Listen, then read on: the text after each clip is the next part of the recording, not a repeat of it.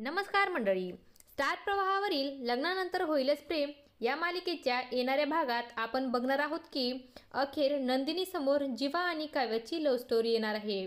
आता तिला समजणार आहे की जीवा आणि काव्याचं एकमेकांवरती प्रेम होतं म्हणून, आणि आता ती काव्याला जाऊन विचारणार आहे की तुझं खरंच जीवावर प्रेम आहे का।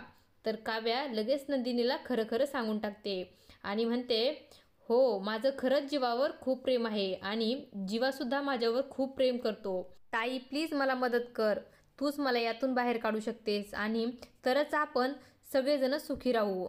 नंदिनी काव्याचं बोलणं ऐकते आणि तिच्या रूममध्ये जाते आणि तिथेच बेडवर जीवा बसलेला असतो। त्याला विचारते की जीवा, तुमचं काव्यावर प्रेम होतं का। तर जीवा तिच्याकडे आश्चर्याने बघतो आणि तिला म्हणतो नाही। यावर नंदिनी बोलते, मला सगळं काही खरं समजलं आहे, आता तरी खरं बोला।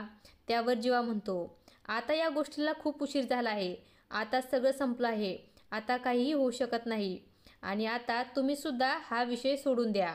असं बोलून जीवा तिथून निघून जातो। मात्र नंदिनीला खूप त्रास होत असतो।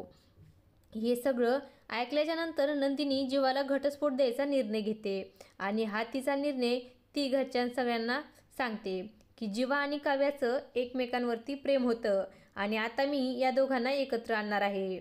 त्यासाठी मी जीवाला घटस्फोट देणार आहे। हे ऐकून घरच्या सर्वांना खूप मोठा धक्का बसतो।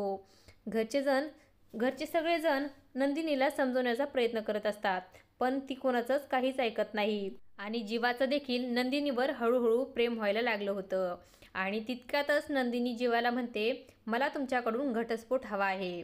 हे ऐकल्याच्या नंतर जीवा खूपच नाराज होतो।